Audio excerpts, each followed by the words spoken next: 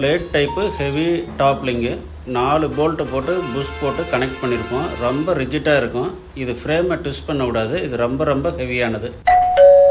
டல்லாக end plate 8 mm thickness, அகலமாக இருக்குங்க. ரொம்ப ஹெவியாக இருக்கும்.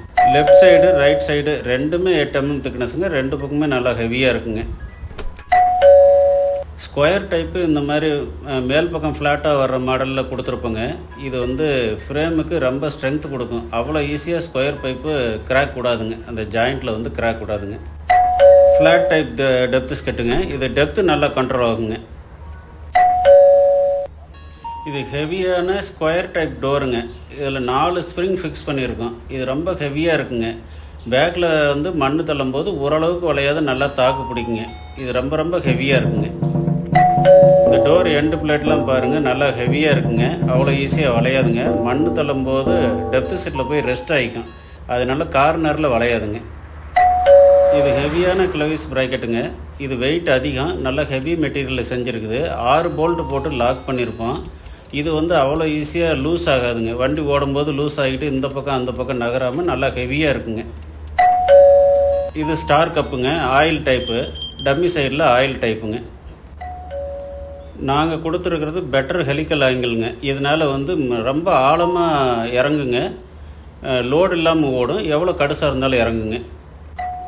இந்த கியர் பாக்ஸ் தான் இருக்கிறதுலே ஹெவியஸ்ட்டு 1323 கியர் பாக்ஸ்ன்னு சொல்கிறதுங்க. இருக்கிற கியர் பாக்ஸில் இது தான் ரொம்ப ஹெவிங்க. இது வந்து எந்த பிரச்சனையுமே வராதுங்க. ரொம்ப ஹெவியான கியர் பாக்ஸுங்க.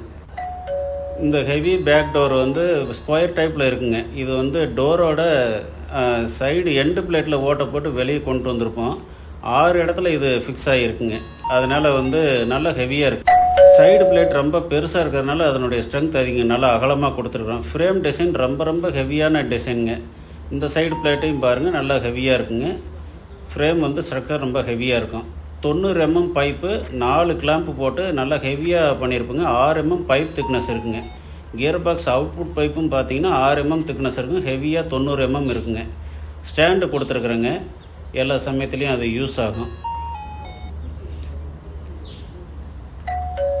ஹெவி ஆர்டி ஹவுசிங்க.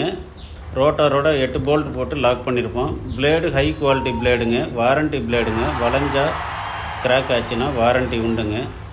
ரொம்ப ஹை குவாலிட்டி டைட்டானியம் மெட்டீரியலுங்க. பிடிஓ சாஃப்ட்டு, வாரண்ட்டி பிடிஓ சாஃப்ட்டுங்க. ஹெவி பிடிஓ சாஃப்ட்டுங்க. யோக்கு கிராக் ஆச்சுன்னா வாரண்ட்டி உண்டுங்க. நான் டிரைவ் சைடு ஹவுசிங்க. 8 போல்ட்டு போட்டு லாக் பண்ணியிருப்போம். நல்லா ஹெவியாக இருக்குங்க.